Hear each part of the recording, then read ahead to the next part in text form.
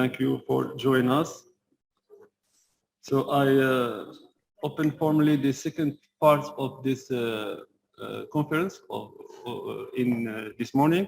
So now we have Professor Michael Schmidt or Michael Schmidt. I'm sorry if I didn't. It's perfect. Okay, so Professor Michael Schmidt holds a degree and PhD in mathematics from the Technical University Berlin and worked on electrical engineering applications from 2008 to 2013. He worked in the Global Research Department in General Electric, where he served first as project manager and then as department head of renewable energy and power systems. So since 2014, he is professor for renewable energy systems and their grid integration at Hochschule of Berg, and since 2016 is deputy head of Institute of Sustainable Energy Systems. So Professor Smith is leading the research group Intelligent Energy Networks. His main research interests are in the field of grid-friendly energy management of microgrids and prosumer grid integration. So in this plenary session, Professor Michael Schmidt will going to present his presentation or his keynote speaking entitled Smart Grid Status and Trends. So can you share please your presentation? Yes, I do. So can you see my screen? Yes, now yes. Okay, yeah, so hello ladies and gentlemen, and also good day from my side. Thank you for the introduction and the invitation. Can you well hear me? Is that fine? Yes. Okay, perfect. Yeah, first of all, it's really a pity that I could not come in person to Morocco. I have some good colleagues there, Professor Ulzurit from University of Marrakesh and many of his colleagues who could also come to visit us in Offenburg, and it would be really a pleasure to see you again in person. But you know the circumstances, and so I could only join virtually today. So it's a pleasure to speak to you about one of our key topics here in Offenburg, smart grids. And so what I would like to show you is basically, before I start, quickly overview of our research institute where I work. You see some of my colleagues here. So I'm working at the Institute of Sustainable Energy Systems. We are 10 colleagues in 6 working groups and cover a wide range of topics from energy storage to electric mobility, advanced building technology. Professor Pfafferott was in Morocco, I think 2 years ago, for the Solar Decathlon, which was very successfully organized by IRESEN and other universities. We have energy systems analysis. My field is intelligent energy networks and also photovoltaic technology. So that's kind of the background that we bring on from our institute. Today, I would like to speak to you about the smart grids. Of course, I have a strong focus on Germany and the European Union.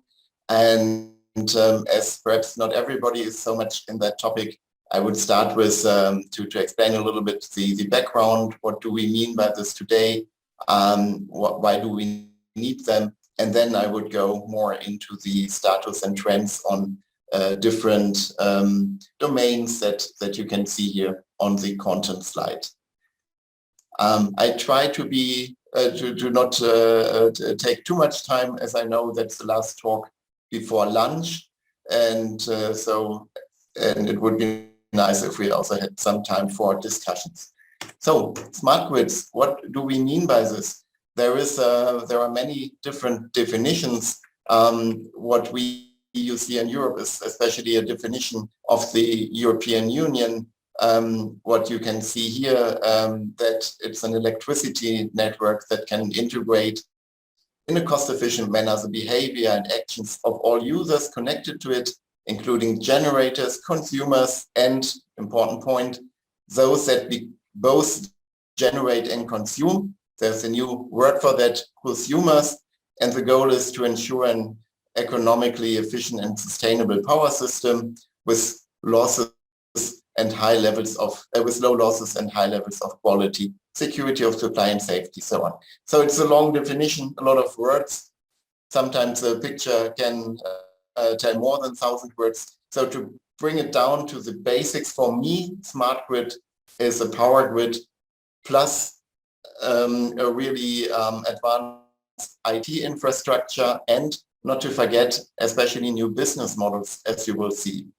And there are a lot of other words that are related to that you can see here in blue. So often people who are more in smart grids refer especially to the distribution grid.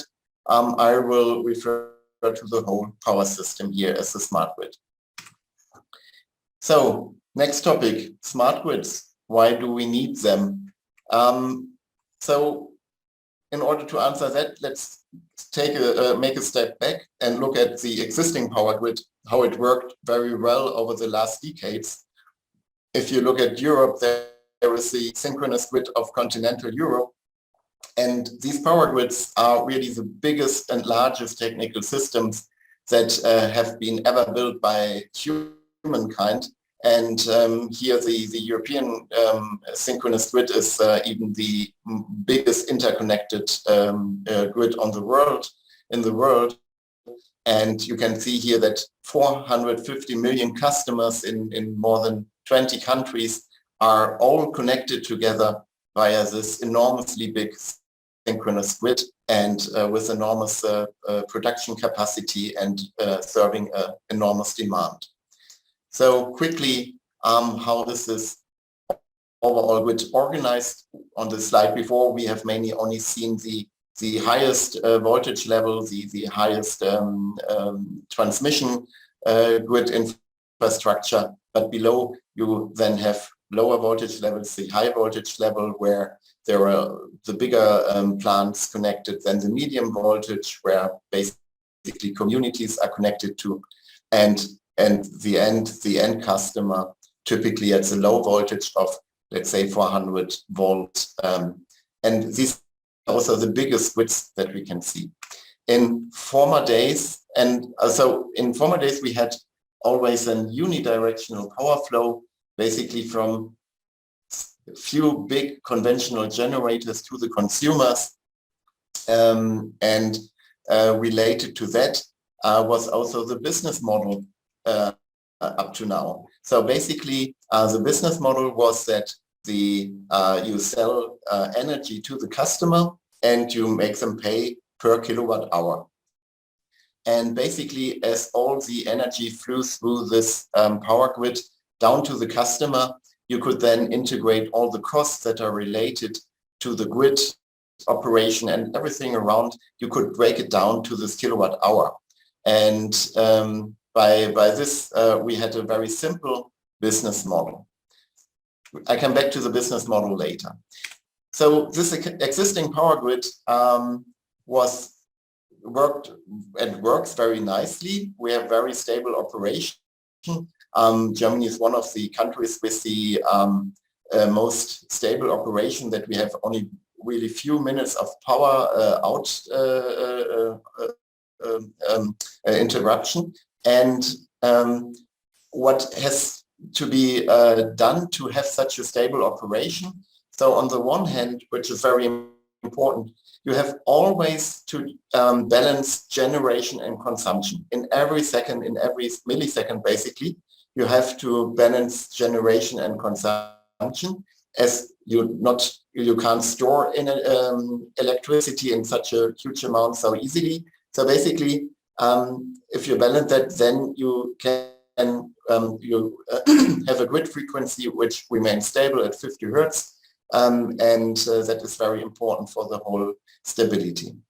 Another important thing, of course, is if you transport power through lines, you must make sure that they are not thermally overloaded. You can't put more energy over these lines than they can bear. And there are other things you have to take care of, that the voltage must not deviate too much from the nominal voltage levels, and low harmonics and so on. But these are the most important. Now we come to where smart grids come into play. So balancing consumption and generation. To understand the new challenges, we have to understand how it has been done in the past. So the goal is always balance consumption and production. And how was it done in the past? The idea was that the power supplier know the customers very well. They basically understand how the customers work, and when they need a lot of power, when they need less power. Every country has here its special load profiles, but they know on working days, on weekends, on holidays, what can be expected. And then you plan for this load demand, your generation. And the nice thing is, fossil fuels or nuclear power plants, you can plan, you can control them. So that was done in the past. And then you had, in addition, some fast reacting flexible power plants in order to deal with prediction errors that you also always have. So that worked well. So how did you avoid line overload and voltage issues in the past? So first thing was already that you built just your generation near to where the load are. So if you have a big industrial area, it's where you build also your power plants. And then you build your lines as you know where the power flows accordingly. And you see already now, if we think of the future, that is not so easy now anymore, as we can't build our power plants, for instance, offshore wind. If we want to have offshore wind, we can't build them where we want. We won't have to build them in the ocean, and that is far from the loads. So the problem with the existing power system or electricity system is that is not sustainable. Otherwise, we could continue with that for even more decades. But you see here the electricity mix in Europe, and we have already quite a big share of renewable power. What you can see almost here 1/3, but there's still a big amount of nuclear and especially fossil fuels. And you know, we have the problem of the climate change.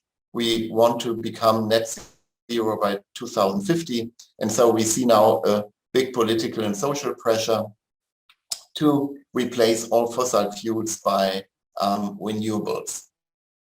And another key driver is not only that we have climate change, a big driver is also that renewables become now really cheaper than fossil fuels and nuclear. So we also see more and more in economic pressure. There are other reasons in addition.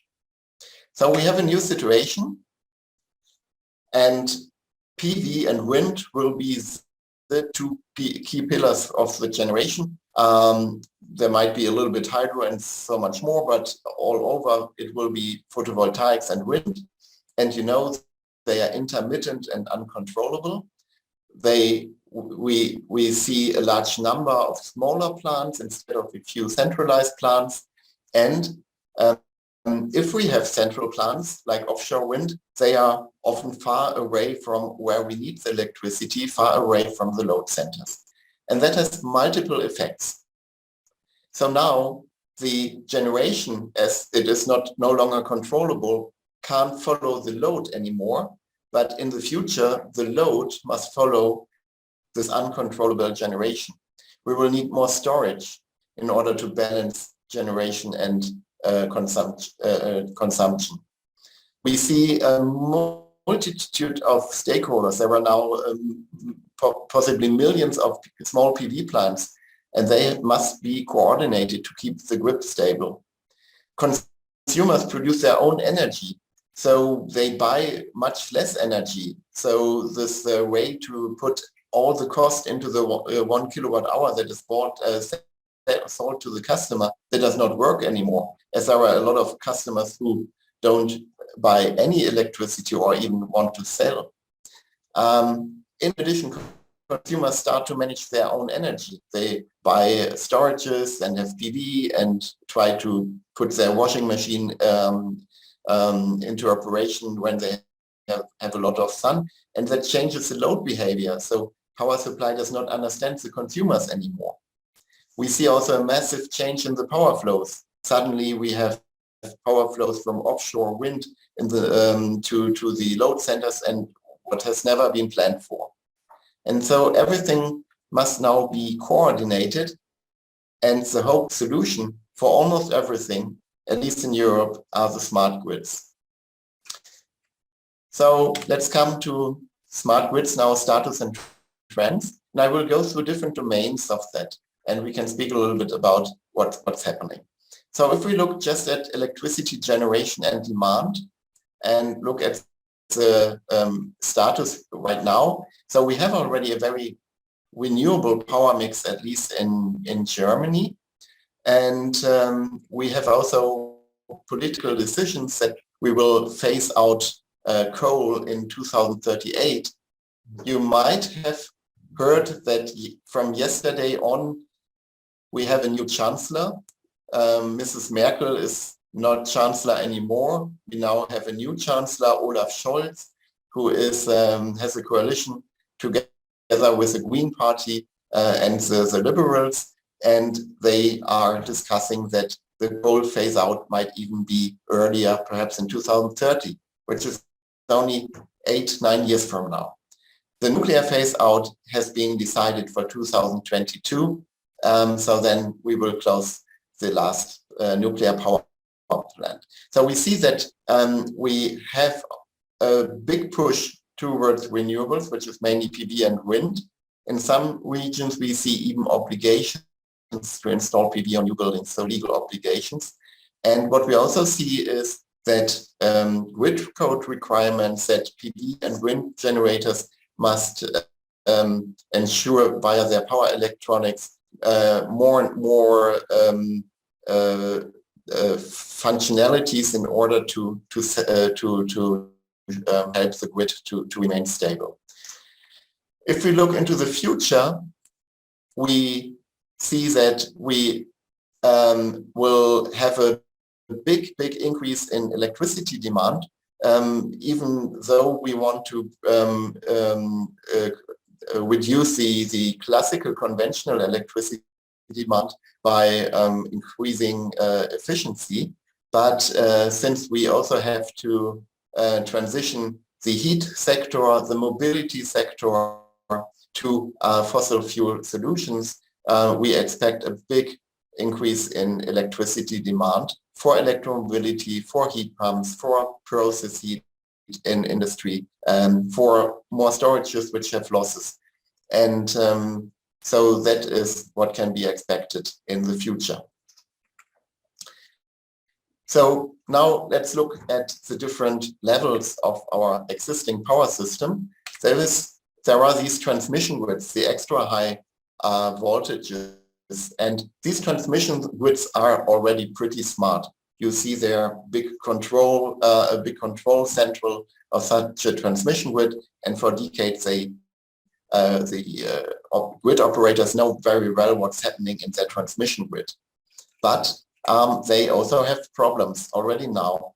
So already with the wind power that we have now in the German power system, we see that we have often a surplus generation in the north where we have a lot of wind, and we have a high demand in the south where we have a lot of industry, Mercedes, BMW,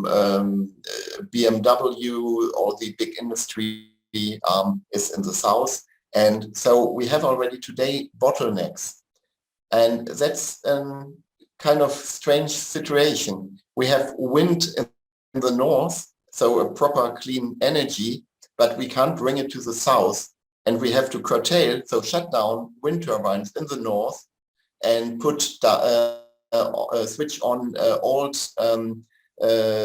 improper coal plants in the south.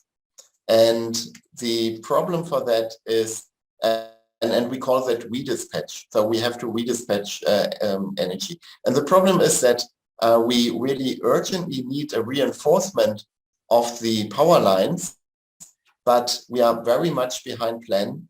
And that is basically due to public resistance and a very complicated approval process. So I would say we are at least 10 years behind plan. And that leads really to a very complicated situation for the energy transition. And we have some trends related to that in Germany and in Europe.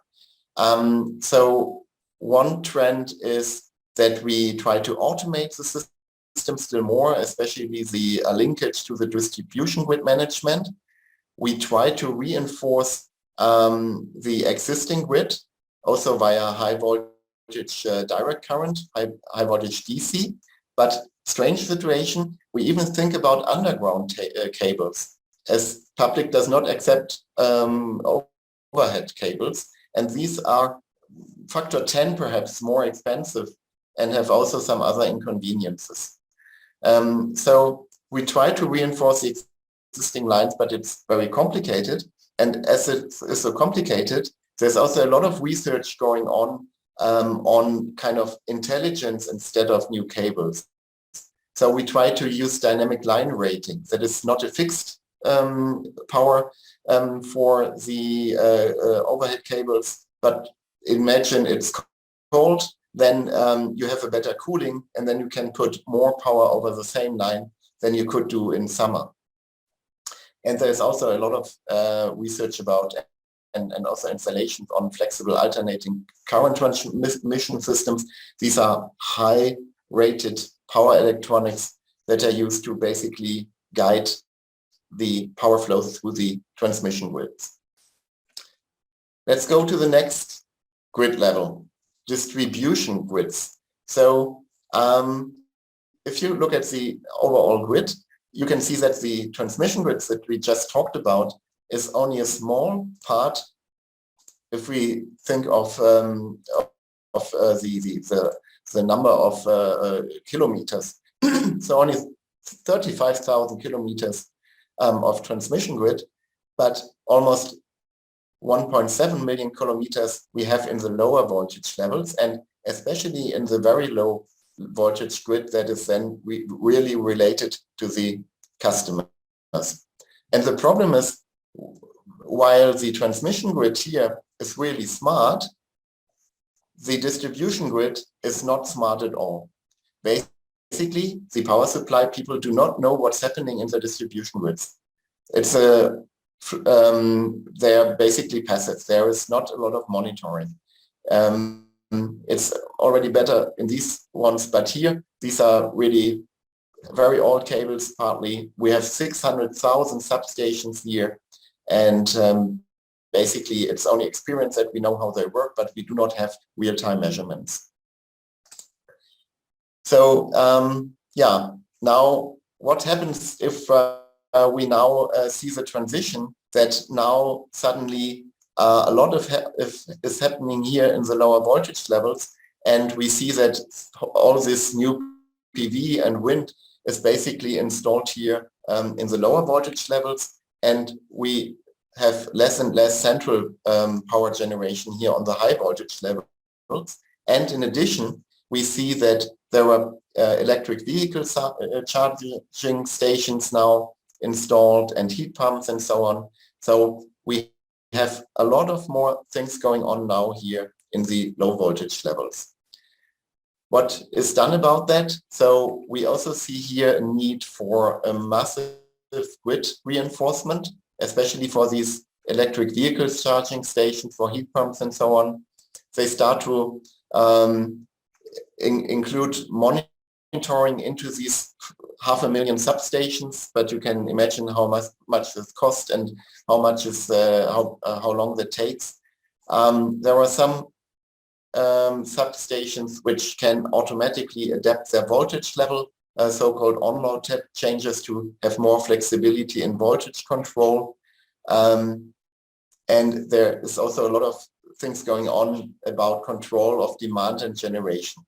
For instance, if you install now a new PV plant in Germany, also on your roof, you have to offer the power supply people or the grid operators possibility to remote curtail and reduce your power production, or you decide to basically use a small inverter from the beginning, that you do not feed the PV peaks anymore into your grid. But the big hope of everybody in the distribution grid are the smart meters. So smart meters in the European, or especially in the German setup, are little mini computers, if you like, with different communication interfaces. And they are thought to, on the one hand, connect meters for electricity, but also for gas, water, and heat, and to send that more or less online to the operators. But then you also have the so-called home area network related to a so-called controllable local system interface. And that is an interface where you want to be able to control household appliances, private charging stations, and so on. So that's the control interface. And then you have an interface to the outside world, like via mobile phone or via internet, to interconnect then with grid operators or the other entities. And it's another example. We had a nice plan to roll out first the big ones and the smaller ones, but again, we're here severely behind our plan. There has even been a stop by the legislation this year. If you look at Europe, some other countries are much faster, especially France. You might have heard about the situation in France. They have more than 90% of the consumers have already a smart meter. It's called Linky there, and others are also faster. But Germany wanted to do it very nicely, very safe, but it got so complicated that now we don't have anything. But the plans are there. So, and with these smart meters, we really want to basically do a lot of things, from controlling generation, controlling grid devices, and the substations, the transformers. We want to have an interface for single and multi-family homes to do all the controls there.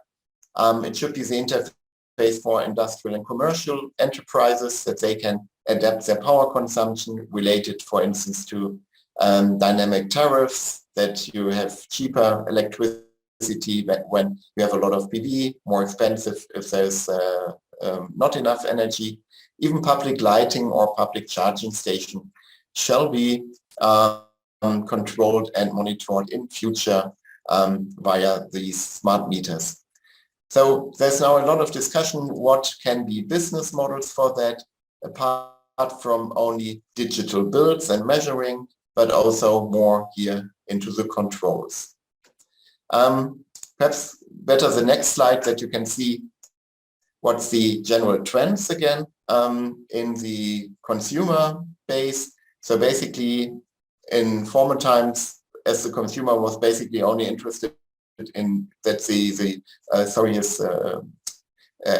that their demand was covered and that they had their comfort. Now people start to have their own PV installation, and they try to minimize their costs. They want to increase their own consumption, as PV from your own roof is cheaper than buying it from the utility.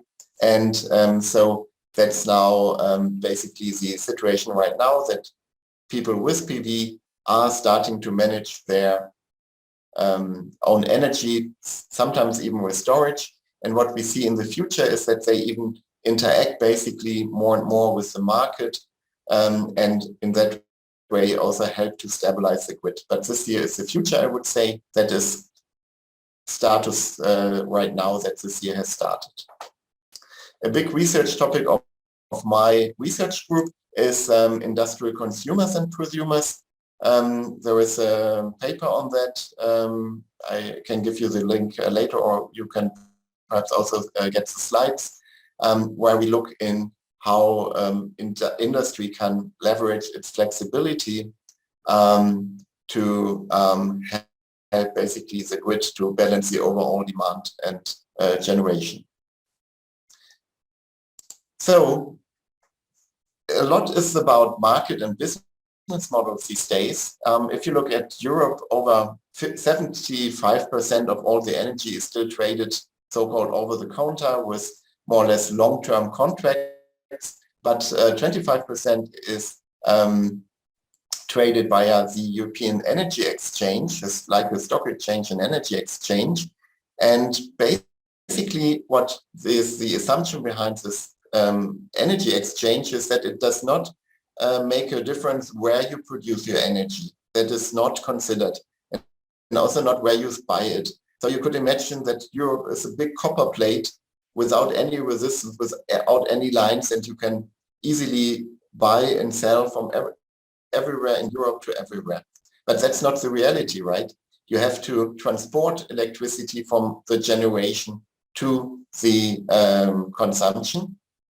And that is not reflected in the price mechanisms at these days.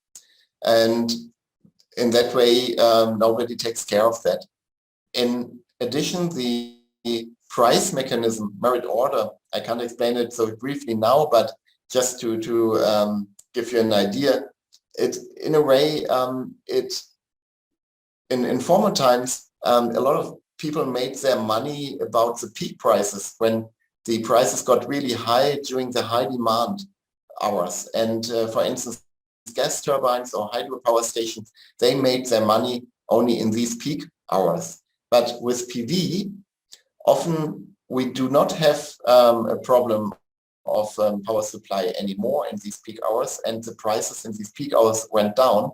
And in that way, the business model for gas turbines and hydropower is not valid anymore. But on the other hand, we need them very urgently in order to have flexible generation, in order to compensate for the fast variations in solar and wind. And so we have a big problem right now that what we technically need is not considered by the current market mechanisms. And therefore, a lot of actions are not taken that we need, but there is no market, there is no business model to finance it. So in that sense, we see that there has to be a lot of changes in the markets. Also, small players, if you are a small PV plant, you can't go to this big European Energy Exchange market and sell your energy there. We have already aggregators who basically collect the energy of a lot of small players and then participate for them in the existing markets. But a direct participation is still not possible. So what we see as trends is that we expect regional markets, which can then take more into account that also it makes a difference if you produce the energy near to where it also is consumed, or if it has been transported through whole Europe. Also real-time markets that you can trade your energy in almost real time, and that you don't have to trade only the energy for the next day. As for PV and wind, you typically do not know so well how much energy you will have. And there's a lot about energy communities, peer-to-peer trading, that basically the small players can directly interact and sell and buy their energy. And coming back to what we said in the beginning, this business model where you basically sold energy in kilowatt hour and put all the other costs in that does not work anymore, as people just buy less energy in the future and produce a lot of their own energy, but at the same time, they need the overall grid and a functional grid in order to have the stability. Perhaps just one idea before I'm already at the summary. So a secure grid operation with smart grids, how can we do that? The idea is that most of it is done by the markets, that the market should basically ensure automatically that the grid operation is stable. But like a traffic light, that would be the green phase.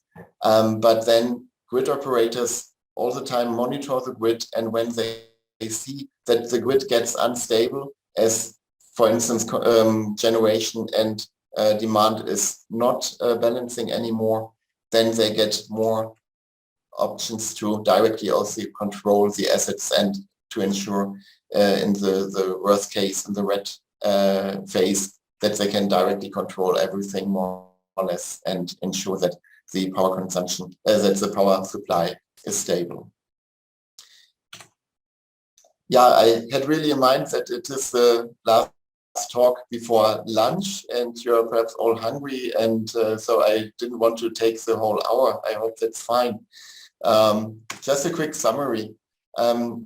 So the key features of the smart grid of the future is really, again, that we have a multitude of small power plants and they have to be coordinated. All these multitude of thousands and thousands of stakeholders. We need more energy flexibility in order to compensate with these fluctuations in wind and PV.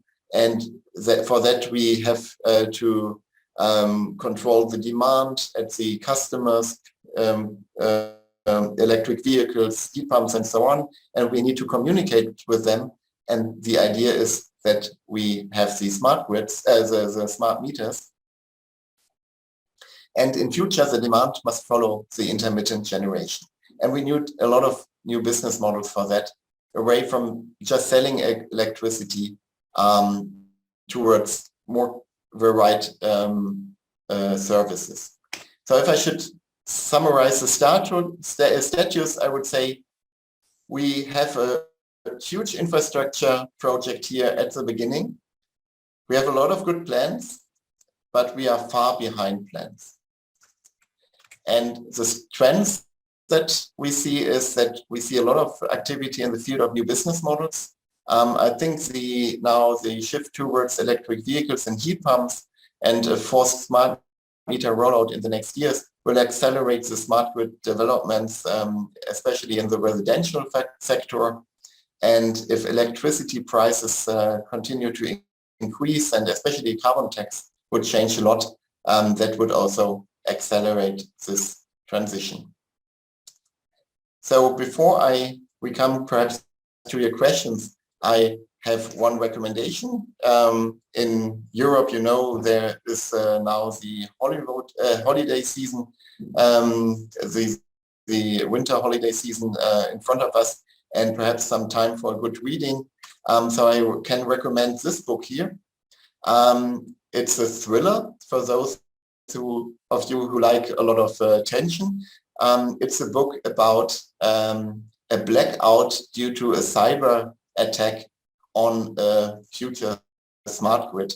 And it describes, I don't want to spoil too much, but it describes basically what would happen here in Europe if the electricity would be out for several days only, and we would see really very bad things like that, for instance, the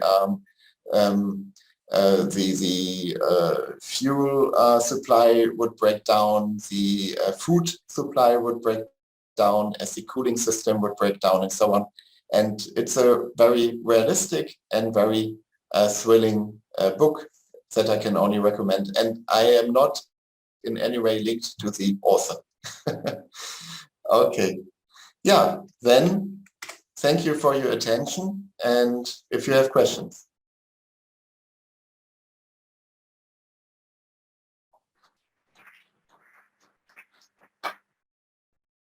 Thank you. Okay, thank you, Mr. Michael Smith, for this wonderful presentation. It was very clear and interesting. You have presented your subjects as well, smart grid and status and trends. So in this presentation, you have said or you have mentioned the meaning of the smart grid, the reason why we need them in our life, actually. And for the statute and trends, you have stated different type contained in this one. So the generation, transmission, distribution, and smart meters, and also the consumers and the prosumers, and finally the case or the state of the markets. And I congratulate you for this wonderful presentation, as I said. So we move now to the questions. If there is any question, please. Is there any question?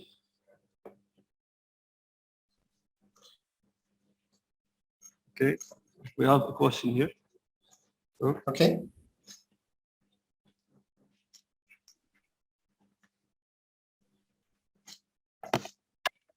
Good morning, Good morning. Professor Schmidt.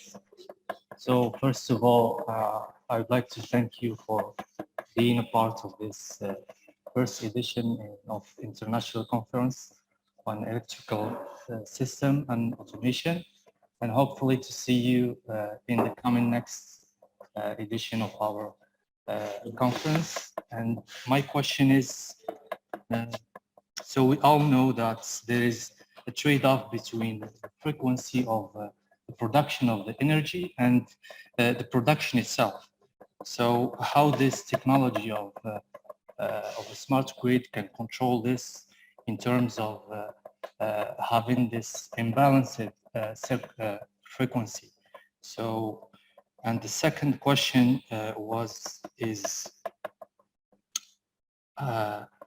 so how this smart grid technology could work with the other source of production of energy, like nuclear center or hydraulic system. So aside from this renewable energy, so how this could work? Okay. Thanks. Yeah, thank you for the question. First question, just that I have correctly understood how the frequency regulation is done with respect to by the smart grid. Is that the question? Correct question. Yeah. How the frequency regulation is done? Sorry, sir? Was your first question how the frequency regulation is realized by a smart grid? Yes. So the first was, so there is a trade-off between the production of energy and the frequency. Yes. So when we increase, for example, the production of the energy, so we risk to imbalance the frequency. Yes. How this smart grid could control this imbalanced system? Okay. So basically, to understand how it is done today, basically we plan as well as we can that production meets the consumption. And for the rest that we can't plan correctly or predict correctly, we have balancing power. So fast reacting automated plants which suddenly can increase or decrease their production.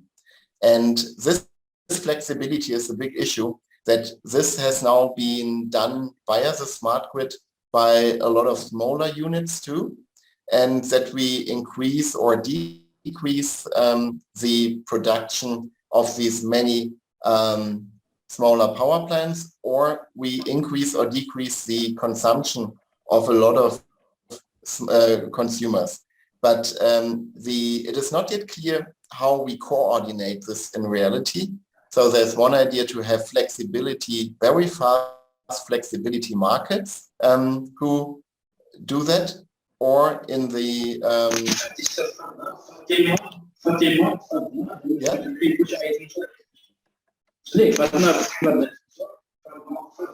Okay. Okay, and so that's the question: how we coordinate that now in detail. And your second question: in the future, it's no problem to integrate, of course, nuclear power or hydropower plant.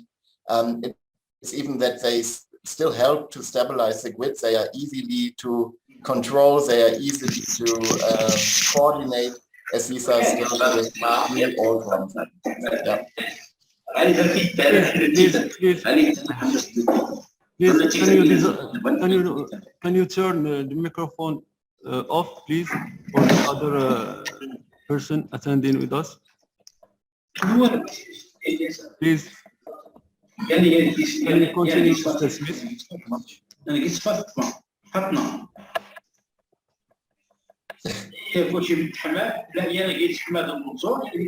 Sorry, Professor Schmidt. So there is someone here called Louahdi.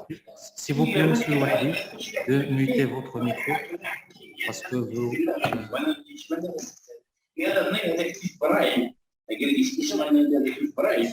So,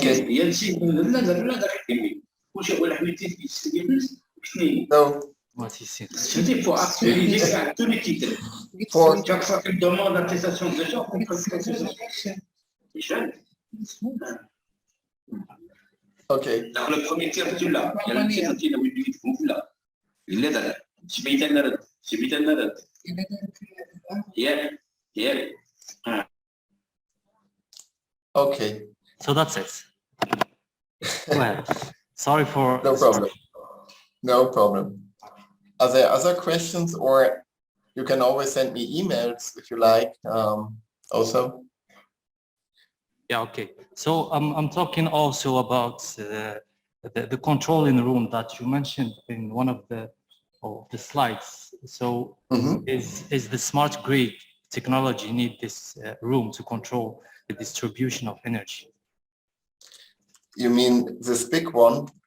So 1 second. This one? Yeah, that's it. Yeah, that is basically the idea that it's only the control of the transmission grid, and you might have also similar things for the lower voltage levels, but we do not expect that there is one control which will then control all single PV plants and so on. So there must be kind of a cellular approach where that not everything is controlled by one entity, but more a distributed control and on smaller levels too. Okay, thanks, Mr. Schmidt. Yeah, you're welcome. Thanks for the explanation, and I wish to see you next coming version of this international conference. Yeah, that would be a pleasure. Have a good day. So have you a good day and have a good lunch, and thanks again for the invitation.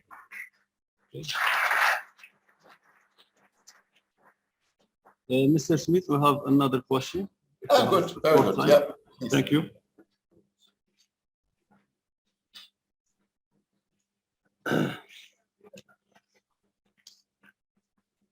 Thank you very much, Mr. Smith, for accepting the invitation of the conference organizing committee. We are very happy and lucky to see you with us here in this conference. I have just one question. There are some best practice to facilitate the renewable energy integration in an existing electrical grid. Thank you. So if there are best practices in Europe or Germany for integrating, yeah, so basically what we have learned here in Germany and Europe is that as long as there was not so much PV and wind, it didn't matter, just put it on the grid. But now that we have really a big share, sometimes we really can cover the whole electricity if we have a lot of PV and wind. via renewables. And then we see that,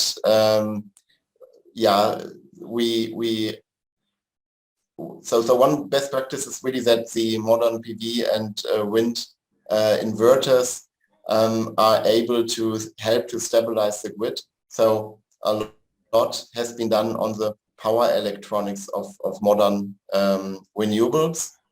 And the other way I would say is nevertheless that also strengthen the grid where you have a lot of PV and wind that helps too.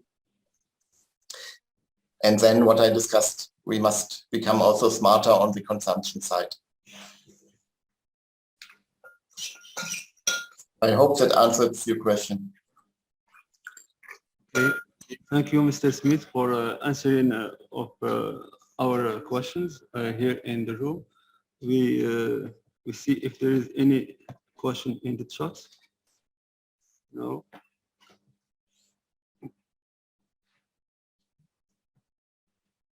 So I have a question. So how or from where we can start applying this strategy here in Morocco, for example?